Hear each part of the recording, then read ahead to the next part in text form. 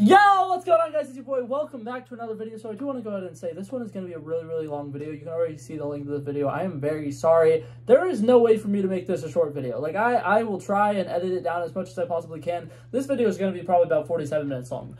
Probably way longer than that, to be honest. I would not be surprised if this video ends up being an hour because I love Marvel so much. I could literally talk about Marvel for forever and a half. Today, I'm going to be ranking the entirety of the MCU. In honor of Ant-Man and the Wasp: Quantumania that is coming out in a couple of days, I'm going to be ranking this, and I am very excited to be doing this. Some people might be asking, hey, why are you rating this now? Why don't you wait till Ant-Man and the Wasp and then do your full rating after Ant-Man and the Wasp? Well, the problem with that is recency bias is a really big thing, and seeing a movie and only seeing it in theaters kind of makes your initial thoughts about it way different than how it would be if you get to rewatch it 7 or 6 times sitting at your house. And one of the things that I'm ranking these movies on is their rewatchability. And going to see something in theaters, obviously you're going to want to go see it again because the theater experience is just so great and it'll impact my thought process a lot. So I don't want it to impact my thought process a lot. So that being said, I'm ranking all the movies now, movies and TV shows, and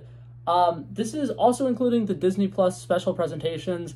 I did not include Marvel one-shots. I also did not include things that aren't necessarily canon in the MCU. Well, but that being said, something has to be the worst. And for me, at number 41, I put Thor: Love and Thunder. Here's the thing about Thor: Love and Thunder. It does have a lot of moments in it that are really good. It does have a lot of enjoyable stuff in it, but I really overall hated the direction of it, the fact that it didn't really seem to know who its target audience was. There were a lot of stuff that aimed towards the fact that Disney was probably like, this should be a movie for kids, but you could tell Taika Waititi didn't want to make a movie for kids because he had orgy jokes and he had a lot of innuendos and a lot of inappropriate stuff that would necessarily be good for kids. For crying out loud, they had a joke about Will Feast, not on the kids. That was a dark part of our history. I liked what they did with Thor: Love and Thunder, but it was just what I was hoping for with Thor 4, and what I was hoping with Thor being a depressed person trying to kind of fix himself. I think it would have been much more interesting if they made it a lone Thor story instead of bringing back Jane Foster. As much as I like what they did with her character, I feel like bringing her back after so many years really felt kind of unnecessary, and I feel like they kind of really just brush over the fact that Thor has lost everything. He has lost so much. He should be seeking out, like, therapy, trying to do stuff to better himself, and they kind of just montage through anything like that, and it kind of really destroyed that for me. So coming in at number 40, this one I have the first of the Disney Plus TV shows. This one, I want to go ahead and say, I had really high expectations for this, and this is probably why it's so low, is because I was expecting it to be much better than it was, and what I mainly had problems with this one is the advertising for it. So today I'm talking about She-Hulk. Number 40 is She-Hulk. This TV show was almost painful to watch during episodes like 3 through 4, not 3 through 4, 3 through like 6 or something like that. The episodes were really good. The first episode was really good. The second episode with Emil Blonsky and him and his trial and everything with that was pretty good. And then they completely shy away from everything She-Hulk is supposed to be. There was no superheroing happening. There was no lost scenes happening. There were 4.5 episodes that were just filler. There was literally nothing happening in it. It was just her going on dates that were pointless, her doing things that were completely pointless. There was a fucking tease of Ghost Rider coming into the MCU, and then they completely just threw it away for a little joke, and it was bad. It was bad. The overall show was terrible. For number 39, I am talking about Miss Marvel. I personally really wanted to like this movie. I was really expecting it to be kind of like a Spider-Man style story, and I was really excited about it, but my main overall problem with this show is the fact that they were like tonally all over the place. They introduced over 40 different characters in this show, and if you don't believe me, if you go to the IMDb or whatever and you look at the characters and actors or whatever, there's over 40 something. It is insane how much people they tried introducing in a really short period of time. And what I hate about it is it's a 6-episode TV show, and they had multiple massive settings. I really wish they kept it grounded. They kept it in Jersey City the entire time. Her going all the way across the country and introducing the Red Daggers and introducing this and introducing the clandestines, and meanwhile having the DODC after her, created too many different storylines that were going on in so many different ways and places, and then they completely go back in time for almost an entire episode, and just the tones did not line up at all throughout the entire show. I really loved the vibe of the first couple of episodes, and I think that it was nice that they brought it back for the last episode, but it really kind of killed it. It kind of gave us a finale that we didn't really earn throughout the movie, throughout the show, because nothing really led up to that. Okay, now coming in at number 38, this is a movie that I really, really wanted to love, and every time I rewatch it, I kind of rewatch it hoping that it'll spark some new love for it, and it never does. So I'm talking about Iron Man 2. I think that it's a really, really good movie. I think that Sam Rockwell as Justin Hammer is phenomenal. Everything about Justin Hammer in this movie was really, really good, and I kind of wish that they stuck to Justin Hammer being the villain of this movie. Some of the stuff with Whiplash that happens in here is really just for shows. It's just kind of to be like, here's this really cool, powerful guy who can do cool whips and stuff like that, and it really was just a spectacle. Like, they didn't really flesh out his character at all. They could have done so much with it. The actor in that role is pretty good, but instead they're just like, I want my bird, and that's what they did, and I hated it. And they also were trying to tie up so many different storylines in this movie, and I really wish that they did give Jon Favreau the amount of time he needed to make the proper Iron Man 2, and it probably would have been 10 times better. Okay, now at number 37, this is a movie I will always defend. I absolutely love this movie, and I think that there are so many good things that happen in this movie, and people need to stop attacking it just because it has a terrible villain. I am talking about Thor: The Dark World. This movie was really, really enjoyable for me. I really love rewatching it. A lot of people say it's a very forgetful movie. I personally don't think it is. I think that people just don't watch it. Here's the thing. The villains in it, there's the big bad, and then there's his little minion dude who's very powerful and strong and kills Frigga. Neither of them are memorable, right? I'll give you that. The villains in that movie are very forgettable. They're literally just evil for the sake of being evil. They just like darkness. There's not a lot of interesting stuff going on there. But I feel like Thor: The Dark World doesn't get credit for credit's due. They have really, really cool scenes. It's a very beautiful movie, like cinematically, visually speaking. It is great. There are some scenes, like a Viking funeral in it, that is just phenomenal. The brotherhood scenes between Thor and Loki in this movie are some of my favorite, like, duo moments in the entirety of the MCU, and it gave us the beautiful scene that is Dr. Eric Selvin streaking through Easter Island for some reason, Stonehenge. I don't know why, but anytime I ever think of old Marvel, like Phase 1, Phase 2, this is the scene I think of. And I really appreciate this movie for giving us that, because it is the funniest shit ever, and I really think that the humor in this movie is so worth rewatching. I will definitely rewatch this movie every once in a while, and I definitely think it's worth it to rewatch this movie. Okay, so this one is the first one that I think really got screwed over because of quarantine and stuff like that. This is number 37. I am talking about The Falcon and the Winter Soldier. I think that this show really has a lot of potential. I think that it was really, really good. It was a buddy cop with two characters who we've all wanted to see in the spotlight for a really, really long time. They finally got their show together, and it was really, really good. The scenes with them together was great, but the overall storyline was really, really not good. The espionage aspects of it weren't as good as, like, Winter Soldier or anything like that. It was kind of disappointing. The overall villain was not great. They literally were just evil for the sake of being evil, and throughout the entire show, you're kind of wanting to see, like, oh, what's their plan? What are they going to do? And they just keep saying, we're going to do it. And then same thing with, towards the end of the show, there's the scene where Falcon is talking to the senator, and he's talking about how they need to do better. And then does he ever say what they should do to do better? No, he just says, you need to do better. And I think that overall, the show is actually really, really good, and there's a lot of scenes in here that worked really, really well, but not having a good overall arc and not having a great villain really tears the show down. Coming in at my number 35, we got another Marvel Phase 4 movie. I am so sorry that Marvel Phase 4 is being completely attacked right now, but this one I think is just a poor decision to make it a movie. I'm talking about the movie Eternals. This movie was really, really decent, and I definitely think when I first saw this in theaters, I was like, holy shit, that did not feel like a Marvel movie, and I loved it. I thought it was fantastic. I thought that it was very tonally different from what we're typically expecting. I thought that the characters in it were really, really good. The only thing that I hated about this movie was we didn't get enough of any of the characters. We didn't get to really meet the characters, and whenever they had death scenes in the movie, it kind of felt like, oh well, because, like, we didn't really get a chance to get emotionally invested to any of the characters. When Gilgamesh died, it was kind of sad, but it wasn't like we weren't emotionally connected to him. We had only spent about maybe 20 minutes with him the entire movie. Same thing with when, I don't even remember the name of the character, when the Ajax, I think, yeah, the mother, when she died, and it was supposed to be like a really sad thing, and it's kind of like, I don't know who that is.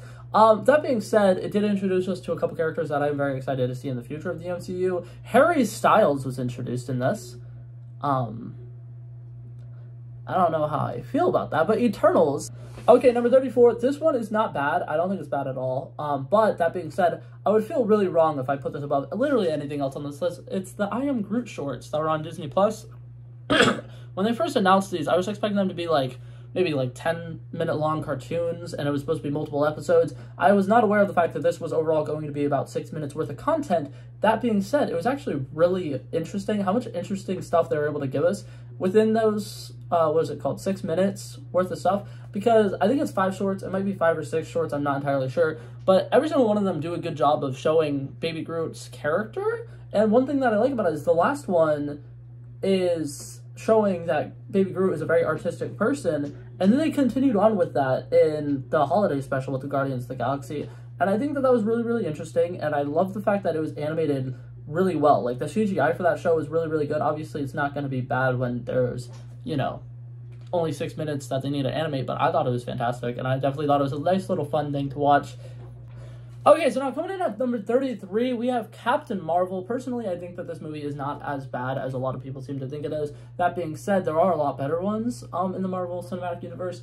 I think that a lot of the problems here was that they started off the character already being super duper powerful. They tried doing something different with the origin story, which I actually applaud Marvel for, because everybody talks crap about Marvel being formulaic, and then they went and did something that wasn't typical origin story for them, and then everybody hated it. And that being said, I don't think it necessarily was because she had amnesia and she already had her powers, and her origin story was showed in a non-linear way because she didn't really know her origin story. I thought that it was kind of interesting that they decided to do that. But that being said, Jan Rog was a bad villain. They tried making it a twist, but he's literally a Kree. And if you know anything about Marvel, and you've seen literally any of the Guardians of the Galaxy movies, the Kree are bad dudes. So they're trying to pull this quick one on us that's like, oh my god, Jan Rog is a bad guy. Jan Rog is on the same group of people as Ronan the Accuser. Why would he be a good guy? I don't know. That twist ticked me off so much because I'm just like, hello? Is this supposed to be surprising to us? I don't understand. Like, that being said, I know that the Skrulls in the comics are typically villains, and that's why it was supposed to be like a big thing that everybody's like, the Skrulls are definitely going to be the villains. And I like the way that they introduced the Skrulls. I think that that was actually really well done. And all the stuff with S.H.I.E.L.D. in this movie as well was really good. Young Nick Fury, young Phil Coulson, I think that it was great. The start of the Avengers Initiative. If this movie came out during Marvel Phase 2, I think that it actually would probably be given way more credit than it's currently given, because it actually was a very good movie. I just think that for the time, it was not what we needed. Okay, number 32, we have Werewolf by Night. This was one of the first Marvel special presentations. I don't know why I said one of the first. It was the first Marvel presentation, and I thought it was really, really good. I thought that it was great. A nice little 45-minute movie. Was exactly what I wanted for Halloween. I thought that it was actually really, really great. It was something nice, really cute. It doesn't necessarily feel connected to the entirety of the MCU, and I really, really like that, actually. I like it being its own one-off thing. It doesn't need to tie in with any greater storylines. I like the fact that it was black and white, and then at the end it converted to regular color to kind of show that in the future we'll probably see them again, and that is really cool to me. I like the fact that they tie in supernatural elements, and I love the fact that we are potentially getting the Midnight Suns, and I also just gotta say, Ted.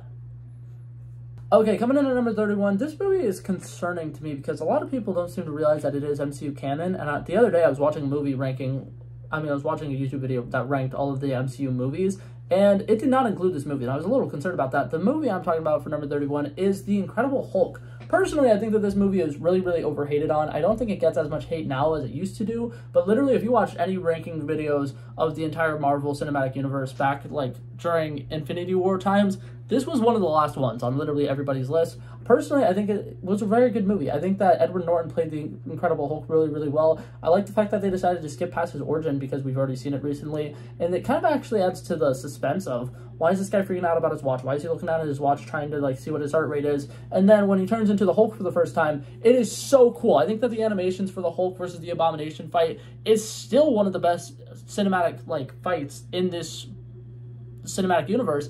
I think that everything with Thunderbolt Ross that is set up here is really, really good. I love the fact that they set up the leader, and a lot of people for the longest time hated that that was included because they're just like, oh, Marvel just did this and they're never going to do anything with it. And now that it's been confirmed that he's coming back, I'm so excited. Like, so excited. I'm like, oh my god, this is going to be great. They're introducing so many Hulk characters right now, and I'm so excited for it. Number 30. This movie, I think, is a movie that was really, really screwed over by quarantine. I think that this movie would have been probably way higher on a lot of people's list if it came out when it was supposed to. Here's the problem with movies sometimes, is you really need to have expectations for the movie. You really need to be hyped for the movie. You really need, like, to want to watch the movie. This movie I'm talking about right now is the Black Widow movie. Personally, I think that if this movie came out during chronological order, like actually after Captain America Civil War, I think it would have been really, really good. That being said, a lot of the suspense in this movie is completely taken away. You know that Black Widow is going to live through this movie, and there's a lot of scenes where it's like, she probably should not have lived through that, but she has to because we know she's going to be in this next movie. And I've said this before, and I will say it again, and I don't care what anybody else says. I think that the Black Widow movie would be 10 times better if they killed off any of the characters. Literally any of them. Why? Because the final fight takes place in a thing floating in the sky. It falls out of the sky. The only person who dies is the bad guy. I think it would have been great if the Red Guardian decided to do something to sacrifice himself, because that would have completed his arc. It would have been cool. It would have been great. I didn't know that they were bringing David Harbour back for the Thunderbolts, but if that was all they were planning on doing with this character, they should have killed him off. I thought it would have been great. I think it would have made the movie so much better. Personally, I think that this movie really was disappointing. Okay, coming in at number 29, this is actually one of my favorite things ever. When it came out, I was like, oh my god, because I had very little expectations for it. I think that I was expecting this to be really, really low, and then it ended up being fantastic. I'm talking about the show What If. This animated show was really, really great. There were some episodes that were dark.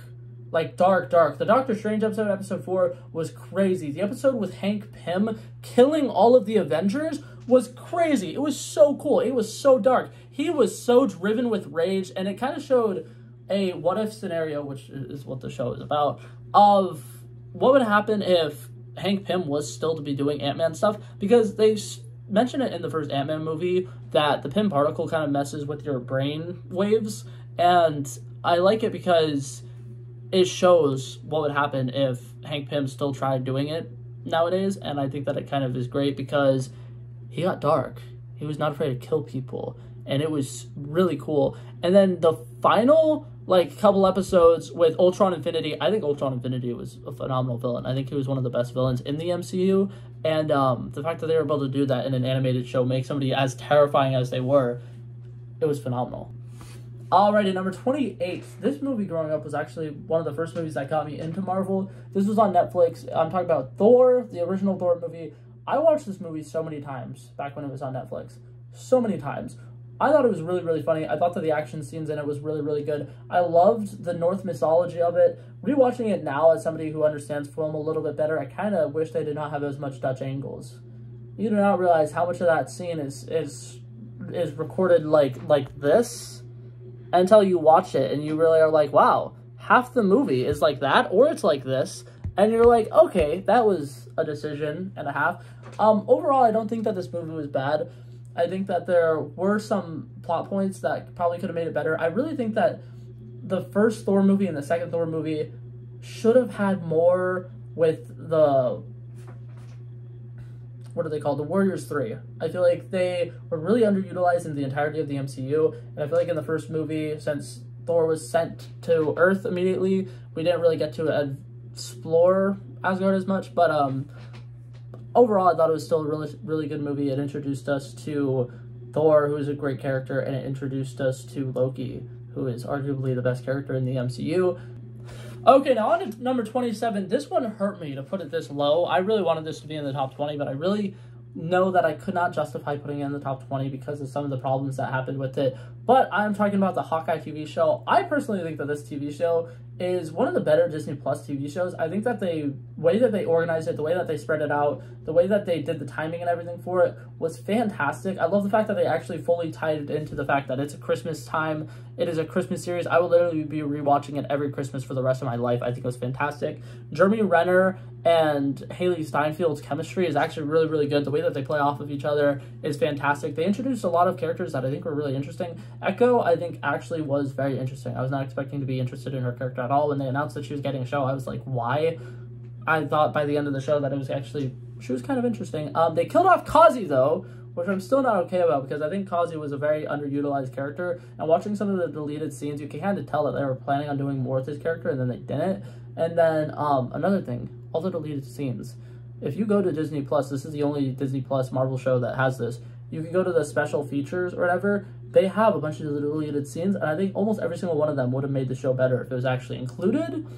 Okay, so coming in at number 26, this one has some of the same issues that I had with the Hawkeye show, is that some of the deleted scenes were the best parts of the movie. I'm talking about Spider-Man Far From Home. I really, really liked this movie. I really liked Jake Gyllenhaal's Mysterio. I thought that it was great. I love all the illusion scenes with it. I thought it was fantastic. The way that they tied it in with the overall MCU and had different characters from the first Iron Man movie and from Captain America Civil War and all these different things was really, really great. I think that after Endgame, it was a great relief. It was a great, good standalone movie after the fact. That being said, some of the problems that I had with it is Peter Parker is a genius. He wouldn't just give away something that Tony Stark gave him, and that's something that bothers me about it, is Tony Stark left one thing for him. You're telling me this guy who was his mentor died.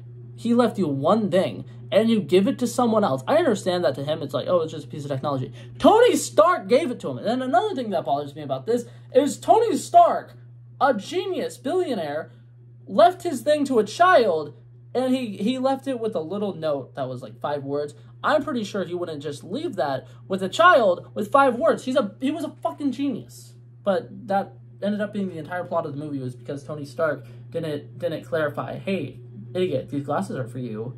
Use them. If you don't think you're ready to use them, set them aside. They're for you when you're ready for them. Okay? Okay. Alrighty, so coming in at number 25, we're almost halfway there. We got Iron Man 3. Personally, I think that this movie is phenomenal, and I feel like it is really overhated. Here's the thing. The Mandarin twist. It happened. Get over it, okay? Overall, Altered Killian was still a pretty good villain. The stuff that they did with Trevor Salvatore, I still think was actually really, really good. I like the misdirection of it, and I know that a lot of people hate it. I think that it worked really well. I think that it was cool. It was not something we were expecting. He pulls up to his house, and one of my favorite things about it is Tony Stark is like, yeah, we need to look up, where's this guy from or whatever, and then it says Miami. He's just like, that can't be right. And then, it ends up being Miami, and you can tell Tony Stark is kind of like, there's something off about this. This is really weird.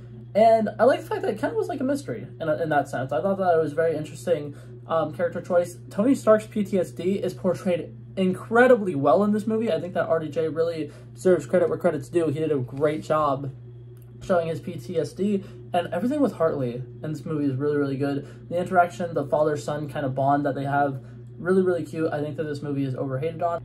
Okay, now coming in at number 24, this might be controversial how high on the list it is, but I think that it was actually very, very emotional, and it was really sweet, and I absolutely loved it. I have the Guardians of the Galaxy Holiday Special. Personally, I was not having a lot of expectations for this movie, little mini short special presentation. I thought it was great. I thought it was fantastic. I like the fact that it actually introduced a lot of things that are going to be really important during the next Guardians of the Galaxy movie. The fact that they own Nowhere now is very interesting. The fact that Mantis and Star-Lord are related, very, very interesting. The music in this is fantastic. James Gunn really outdid himself, and there are Christmas songs that I'm going to be adding to my Christmas playlist in the future. I'm so excited about that. So excited about that. I get to listen to new Christmas music, and it was really, really good. And overall, I love just the happy-go-lucky feel of it, and I love the fact that it really helps give us a last happy hurrah with the Guardians of the Galaxy before we watch them probably get absolutely murdered in May.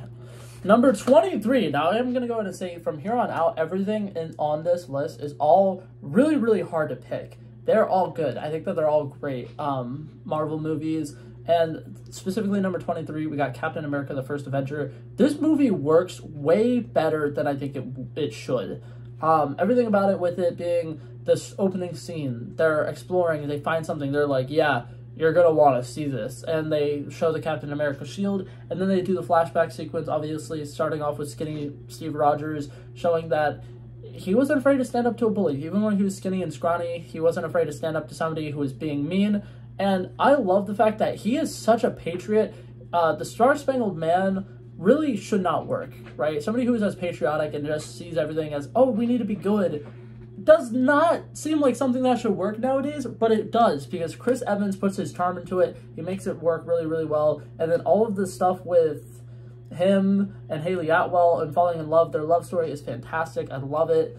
And the young Howard Stark was also really, really great. It was a good tie-in. And I personally loved, like, everything about this movie. The only thing that puts it so low is the fact that they montaged through years of war, and they gave us more time with him on his little tour where he did his little show than when he was fighting Nazis. That being said, I don't think it was bad. I just think that it could have been better, and that's why it's only at number 23. Okay, now coming in at number 22, this is a movie that I absolutely love. I cannot get enough of this movie. Once again, this movie was on Netflix, and I used to binge watch it on Netflix all the time. That being said, watching it all the time, I realized that some of the humor in it does kind of get old, and it is a little dry. I'm talking about Guardians of the Galaxy Volume 2. This movie has some great storylines. The fatherly debacles that happen with this, Peter Quill having two fatherly figures and realizing one of them is actually the right one of them is not the right one, is really great. Yondu's character arc in this movie is fantastic. Nebula and Gamora kind of becoming sisters again is really cute. And what is it called? All the stuff with Rocket and Yondu in this movie is so emotional. The scene where Michael Rooker, that's the guy who plays Yondu for those of you who don't know, goes on and he does his, "I know exactly who you are because you're me." It's such a good line. I love it so much. And literally everything about that little argument and that scene while they're in the prison cell is fantastic. And obviously, you gotta give it credit where credit's due. Guardians of the Galaxy Volume 2 has Baby Groot. Now on to number 21. I don't want to be attacked for this because it's not in my top 20, but I feel like I could potentially get attacked for this because it's not in my top 20. I'm talking about Black Panther Wakanda Forever. Here's the thing. I think that this movie is really, really good. I like all the stuff that they do with the Talokan and introducing them. And I think that that's part of the problem with this movie was the fact that they had to introduce a lot in a short period of time, and I think that this movie probably would have benefited from a little less stuff with the American government. And here's the thing, I know that it's probably to set up stuff for Captain America 4 and to set up stuff for Thunderbolts, and I think it's totally cool, right? I'm very excited about it. Secret Invasion is going to be cool, whatever. I think it's great. I really wish they spent more time introducing us to the Talokans and kind of building more tension between Shuri and Namor. I think that Namor's origin story is really, really good, but the entire time I was watching this in theaters, I was waiting for something bigger to happen. I was not expecting Namor to be the main villain of the movie, and when he was, I was kind of like, oh. I don't know, it was kind of like disappointing. Not because he was a bad villain, because I thought he was great, but it was just like the entire time you're like, I feel like there's going to be something more. I feel like there's going to be something more. And I feel like all the time that they're spending in America setting up that there's going to be some, like, vibranium war, you're, like, expecting, oh, my God, there's going to be some third party in this. And then when there never was, it just kind of felt, like, very unsettling. I do think that Letitia Wright played Shuri really, really well in this movie. I was not expecting to see her pick up the Black Panther mantle and do it as well as she did. And Winston Duke brought his charm in this movie, and I loved him and Riri Williams as our comedic reliefs. I thought were great. I just think that overall this movie was just a little too long. Okay, and now number 20. This is a movie that struggled because of its advertising, kind of like the Black Widow movie, but except for it not having enough advertising, kind of showing what to expect, it did the opposite. It did too much advertising. I'm talking about Doctor Strange in the Multiverse of Madness. This movie was rumored to be insane. There were so many different rumors for, oh my God, this is something that's going to happen in it, and this is something that's going to happen in it, and this is something that might happen in it. And we all were like waiting for this movie. We were expecting this to be kind of on the level of Spider-Man No Way Home and Avengers Endgame and Avengers Infinity War, and we were expecting to see X-Men in it, and we were expecting to see so many cool multiversal stuff. They go to 4 different universes. They're in probably the majority of them for about maybe 30 minutes. And it doesn't do a lot of multiversing. And the last time we saw the Scarlet Witch, she was not evil. And her character arc from being Wanda Maximoff, a good person who is trying to redeem herself, to Scarlet Witch ready to kill a child so that she can steal her powers, is a little odd. It seems very out of character, and I feel like they really skipped a couple steps there. And then another thing that really bothers me about it, it's called the Multiverse of Madness. They got our hopes up. And I really wish that they didn't advertise that Professor X was going to be in it. A couple days before the movie came out, they revealed that Captain Britain was going to be in it, played by Haley Atwell. So we're over here like, oh my God, if they're willing to show us this, there's going to be such bigger reveals in the movie. And then there was none. It was Reed Richards, played by John Krasinski. And I love me some John Krasinski, but that was not worth it. That was very disappointing. Alrighty, so we are now comfortably in the top 20 of this list. Coming in at number 19, we got the second Avengers movie, Avengers Age of Ultron. Personally, I really, really love this movie. I think that there's a lot of great things in this movie. There's a great show of humanity. Hawkeye's character in this movie is top tier, probably one of the reasons why he is my favorite Avenger of the OG6. There's a lot of great scenes. All the scenes on the farm are great. The action sequences, I think, are fantastic. James Spader's voice as Ultron was fantastic. This introduced us to U.S. Lee's as Claw, who is fantastic as well. Andy Serkis did a really, really great job with that role. I think that overall, this movie did probably the most world building, and it's never really given enough credit where credit's due. It did a great amount of world building with still having its own storyline that was relatively good, and it introduced characters like Wanda. It introduced Pietro. Even though Pietro died, I still think that his character was really, really good in the movie. I think that the emotional baggage that came with his death scene was really, really good. I think that overall it was a fantastic movie, and the only thing that really sets it down is the fact that well, for one, it's not as good as the other Avengers movies, and for two, it's called Age of Ultron, and Ultron is only really around for a couple days, and he doesn't really do what a super smart AI computer would do, and, you know, immediately nuke the world if that's what his plan is to make the humans go extinct. Alrighty, now coming in at number 18, we have a TV show. This show was a very, very pleasant surprise. When I first heard this show was announced, I was kind of like, it doesn't sound very good. I'm talking about WandaVision. WandaVision started off with the Disney Plus shows. It was the first one. It was really, really good. It was a nice, slow burn. Like, the first couple of episodes were really slow, but it was, like, intrigue. It was kind of like, okay, Marvel, what are you doing? What are you playing at? The first couple of episodes didn't feel like Marvel, and then the third episode comes around, and there's some twists and teases that you're like, okay, yeah, this is kind of interesting. And then the fourth episode literally felt like a movie. We get the scene where Monica Rambeau wakes up in the hospital. She just got undusted. There's chaos everywhere. And from there, it really hits the ground running, and it is a great show. It does a great job showing Wanda's origin stories in the MCU. It does a great job explaining why Vision's there. It introduces us to Wanda's kids, Billy and Tommy, and I think that it actually was really well-written show, and I personally loved Agatha being the villain. I thought that it worked really, really well, and the final fight scene was phenomenal, and the CGI in it was incredibly good. I thought it was really, really good. Coming in at number 17, we got a movie that is absolutely beautiful. Personally, I don't think any of the villains in this movie would be in, like, my top 25 villains. If I was to rank all the MCU villains, they probably wouldn't even make it to the top 40, but we're talking about Doctor Strange. This movie is visually beautiful. The Ancient One is Tilda Swinton, which I think was absolutely brilliant casting decision. There's a lot of really great things here. We're introduced to the world of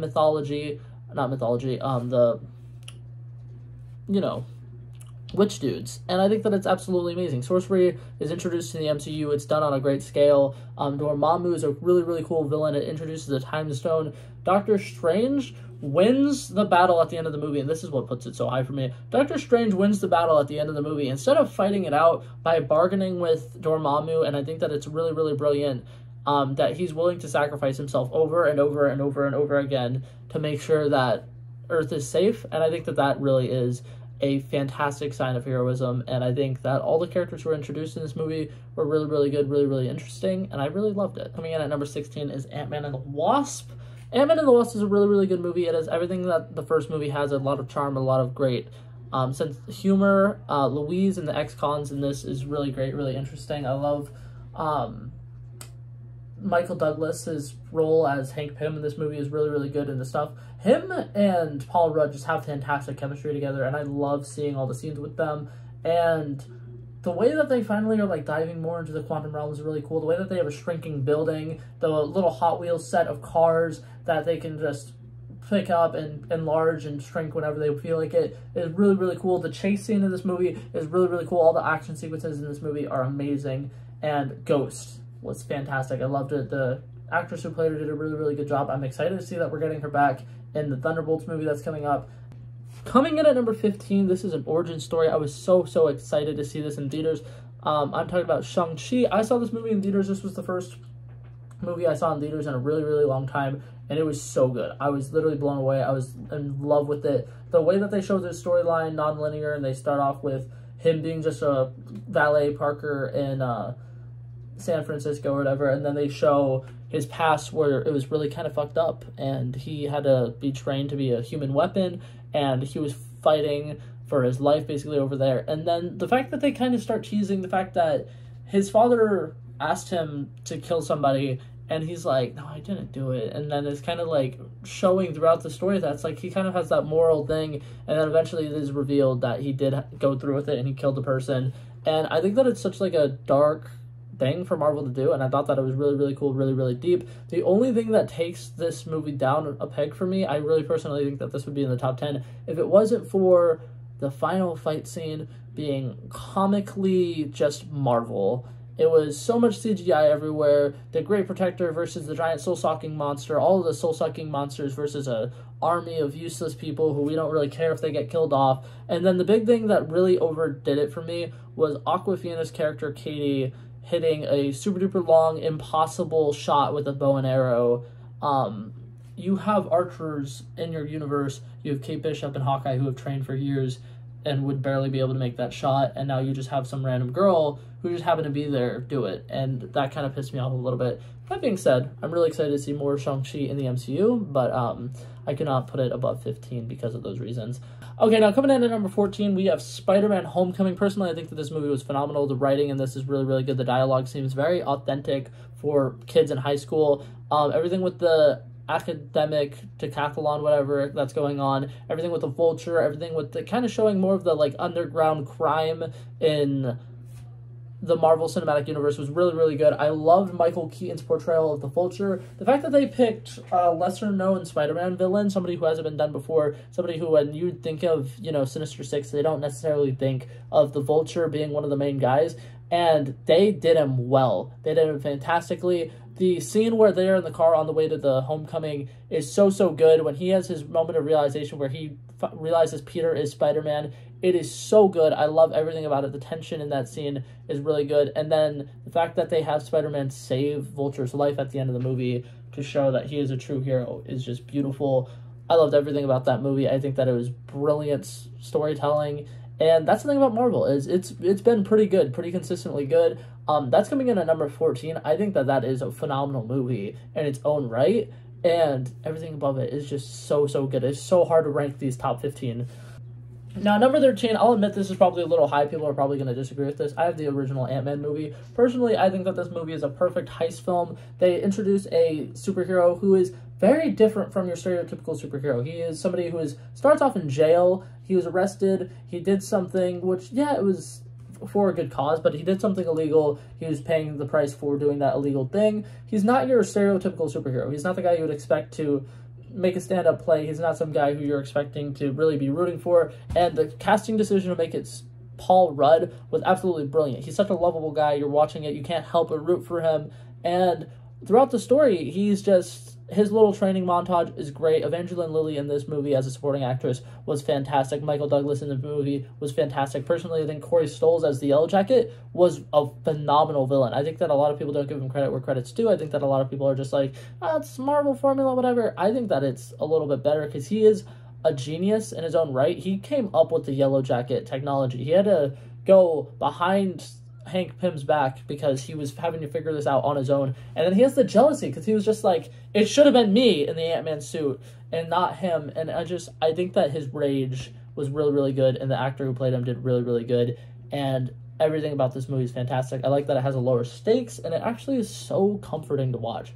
Coming in at number 12 is the Black Panther movie. This movie was phenomenal. I don't think it would work with any other actor. The Black Panther was so cool. He has this kind of swagger to him. He's kind of like James Bond espionage. The chase scenes in this movie are really, really good. Hugh Weasley's as Claw was one of my favorite villains, and they portrayed him really, really well. And he wasn't the main villain. He got killed off by Killmonger, and that was the moment I was like, oh shit, this movie is serious. They got me locked in so early on in the movie. One of the first scenes was great narration that I thought was absolutely beautiful. The tribal fight scenes in this movie were really, really good. The only thing preventing this from being in the top 10 is the fact that the final fight scene looked like it had the same quality graphics that you would get on a PlayStation 3 video game. It wasn't bad, but I'm like, you had some brilliant choreographed fight scenes with them shirtless on a waterfall earlier, and now you just have them in cat suits kind of doing really weird impractical things, flying around some train track that never really gets fully explained.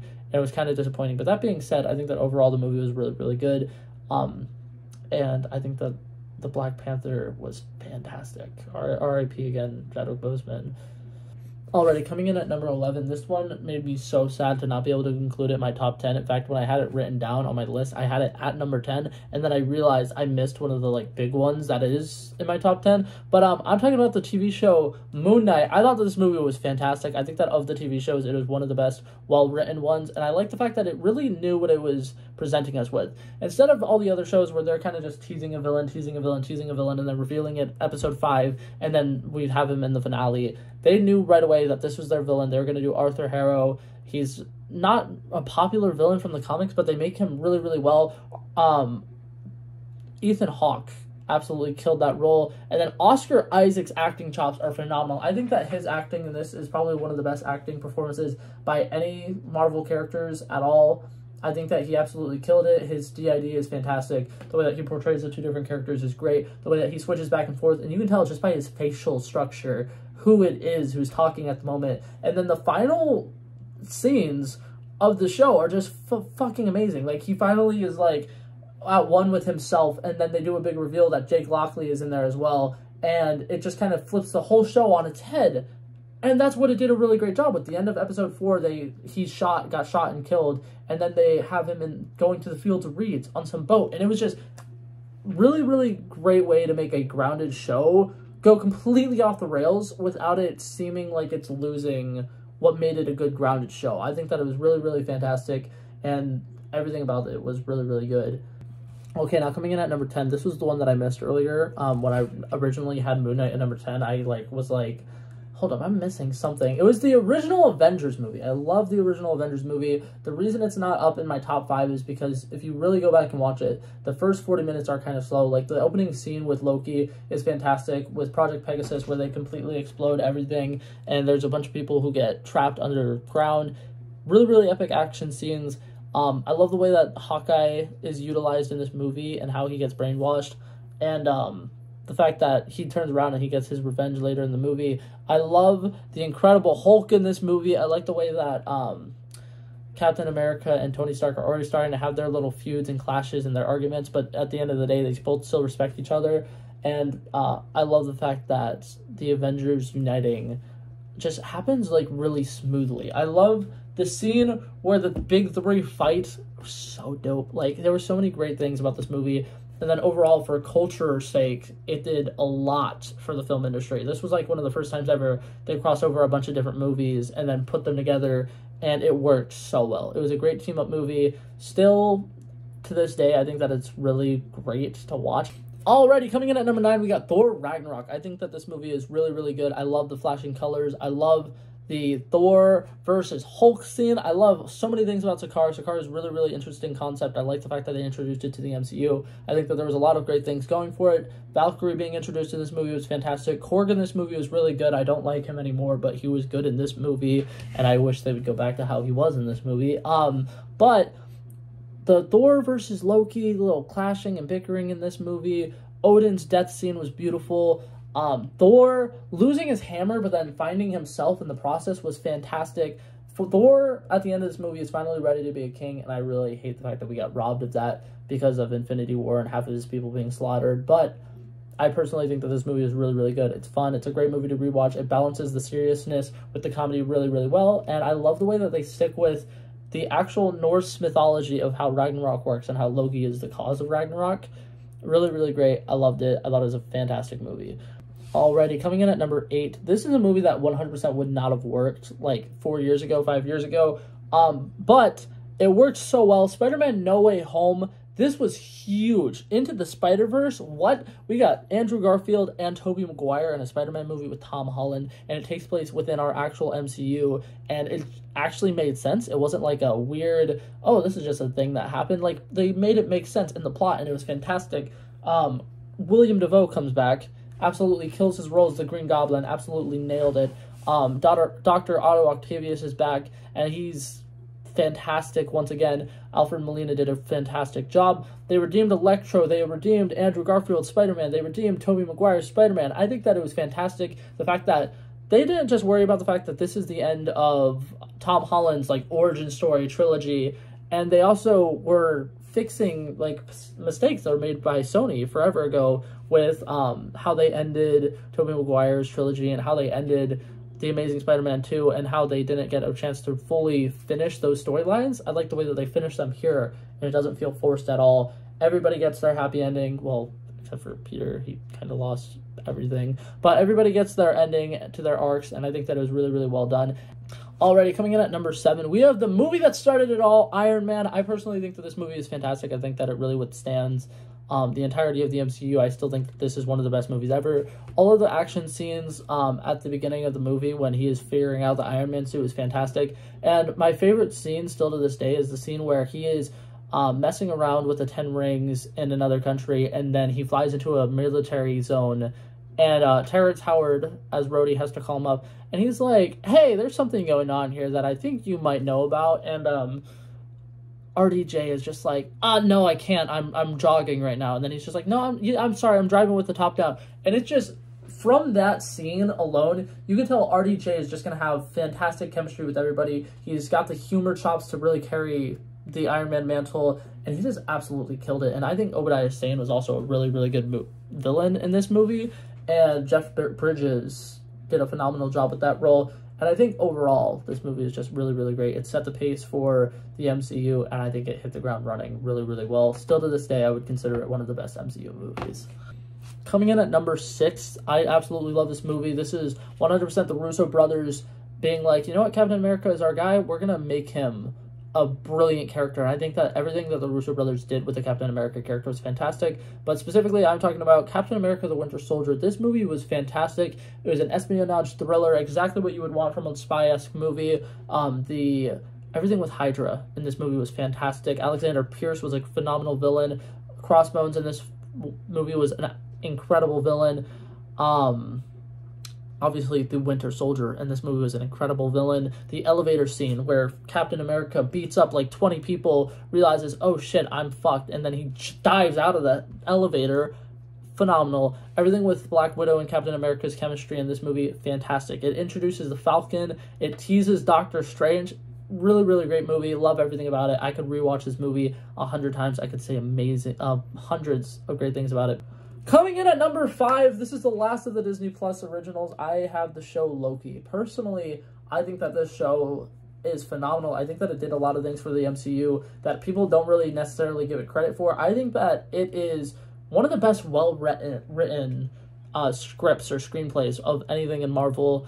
The dialogue between Owen Wilson's character and Tom Hiddleston's character are fantastic. There are scenes where you are absolutely captivated by Mobius and Loki just talking, trying to figure out the mystery of how this variant is doing all these things without us knowing about it. And it is just fantastic because there are epic fight scenes in all of these MCU projects. Nothing caught my attention and held my attention as long as Loki and Mobius just having conversations. And then there's the mystery aspect of, oh, how does the TVA even work? How does the Time Variance Authority work? Why are there timekeepers? Who says that the timekeepers get to pick how the timeline is? Do we really have free will? It addresses so many different really cool philosophical questions, and I love everything about it. And the fact that in episode 4 they killed off Loki was just mind-blowing at the time. It was really, really great. And they introduced Kang the Conqueror in a freaking TV show. I absolutely loved it. Jonathan Majors' 45 minutes that we had with him in the last episode was fantastic. I loved every second of it.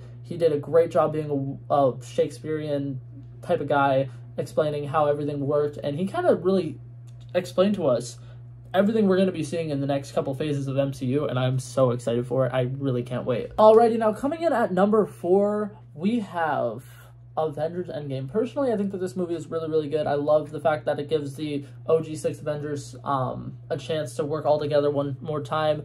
I love Scott Lang's role in this and how he's such a big part of this. I love Tony Stark's arc. I like the fact that they made him a dad. I think it was really, really cool. I think that they did a phenomenal job ending Tony Stark's arc. They did a great job ending Captain America's arc. The fact that Natasha sacrificed herself for everybody was really, really great. The action sequences in here are really, really cool. The time heist and going back and revisiting some of the popular MCU movies was a lot of fun. I'm really glad that they did it.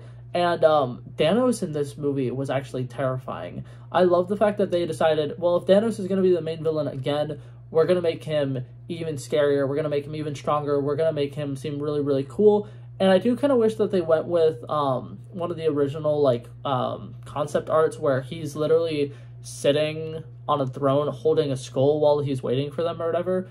Really, really cool concept. I really wish they went with it. That being said, they did give it more of the PG-13 route, and I thought that it was a phenomenal movie either way, but I do think that it's 3 hours long, and it kind of shortchanged us with some of the big action pieces that we should have gotten.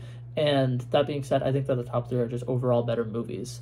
Okay, number 3, I love this movie so much. I cannot get enough of this movie. It's the original Guardians of the Galaxy movie. I think James Gunn really had something special here. He took together a group of random people who nobody's ever really heard of, nobody really cares about. The Guardians of the Galaxy, obviously they're a team in the comics, so he's not like, he just randomly picked these random characters and put them in a team. But you get the point. We have Star-Lord, who is somebody who's not very popular in the comics, played by Chris Pratt, a comedian. Absolutely hilarious, absolutely kills the role. The music in this movie is so symbolic and beautiful. The way that they bring together a group of misfits, and the fact that their motives in this isn't hero-like. I like it because they're just people who want to live, and they are saving the galaxy because they're one of the idiots who live in the galaxy. And it is such a great storyline. Everything that happens with them becoming a team and becoming friends, and the way that it really like sets the pace for like who they are as a team. And everything with the fight scenes, I think, are really, really good. The introduction of each of the characters are really, really good. And the death of Groot still makes me cry every time. I think that it was really brilliantly written. And I love me some Guardians of the Galaxy. Alrighty, now coming in at number 2, this movie was absolutely my favorite movie for the longest time ever. I am talking about Captain America Civil War. This movie is so great. The fact that it is a Captain America movie, but it has all of the Avengers in it. Tony Stark versus Captain America. And something that I love about this movie is it's a movie where the 2 main characters are arguing, but neither of them are wrong. Like, they both have valid reasons for believing what they believe, and they're fighting over something that's actually really, really important. I think that the Sokovia Accords was a very interesting concept. I kind of wish that they kept it going and that they kind of addressed it more in the MCU. I think that it was great writing. I think that everything that happened in this movie was fantastic. Baron Zemo was a phenomenal villain, the way that he was pulling the strings behind, and he's just a regular guy who was just very, very motivated. I think that it was fantastic. Everything with the Winter Soldier in this movie was fantastic. The chase scene with the Winter Soldier and the Falcon and Black Panther, and the way that they introduced Black Panther in this movie was fantastic. The way that they introduced Spider-Man in this movie was fantastic. I still to this day think that the Spider-Man dialogue in that airport fight scene is some of the best fighting Spidey dialogue we've gotten. And overall, I think it was just a phenomenal movie. It's such a fun watch. You get to see all of your favorite heroes fighting it out against each other, obviously except for Thor and Hulk. But I thought it was really, really great. Definitely worth rewatching over and over and over and over and over again. And I honestly couldn't tell you how many times I watched it because it is my comfort movie and I watch it all the time. But with that being said, coming in at number 1, we have Avengers Infinity War. This movie was brilliant. They brought together a group of uncanny people that you would not expect to see together. It's really, really amazing how they were able to bring together 10 years worth of storytelling in this story. And something that I love is that the directors decided to make this more of a movie about Thanos, and they kind of had him as the main character, and it kind of paints him in a symbolic light, like, not symbolic, sympathetic light, where you're kind of like, you can really see where he's coming from, you can see why he's doing the things that he's doing, and even though he is a madman and it is kind of crazy that he is doing the things that he's doing, he has a point, he has purpose. You kind of are to the point where you're kind of like, okay, you know what, he's kind of got a point. And then, that being said, we also get to see the Avengers fighting it out on Titan, and we get to see Drax being turned into cubes, and Mantis being turned into a little silly string because of the Reality Stone. And we get to see all these different cool things that we wouldn't really get to see. And I love the interactions between Thor and Rocket in this movie. I think that it's fantastic. Thor really struggles with loss a lot in this movie, and I think that Infinity War Thor is literally the best. Like, I think that he's just fantastic. He's a well-written character. He's absolutely destroyed, but he's still willing to keep going. And the line where Chris Hemsworth says, well, what else do I have to lose, is so heartwarming, so touching, and I absolutely love everything about it. But above all, the thing that I love the most about this movie is that Marvel wasn't afraid to let the villain win, and I think that it was brilliant. I think that having him snap his fingers at the end of the movie and us watching half of our heroes dust away and making us wait a year to see what happens was amazing. And I love it. And I love the fact that Marvel had balls to do it. And yeah, but that was it for this video, guys. Hopefully you guys enjoyed it. I'm sorry it was so long. Really try to condense it, try to keep myself to only talking about the movies for about a minute to 45 seconds for each of them, but I know that times 40 is still a lot. It's kind of crazy how long this video is going to be, and I am not looking forward to editing it. But any of you guys who stuck around this entire video, thank you guys so much for coming and watching this video. I really, really appreciate it, and I really hope that if you guys liked it, you leave a like. If you guys want to talk about it, feel free to comment down below your rankings. I would love to have discussions about this. But yeah, that's it for this video, guys. Hopefully you guys enjoyed it, and I'll see you guys in the next one. Peace out.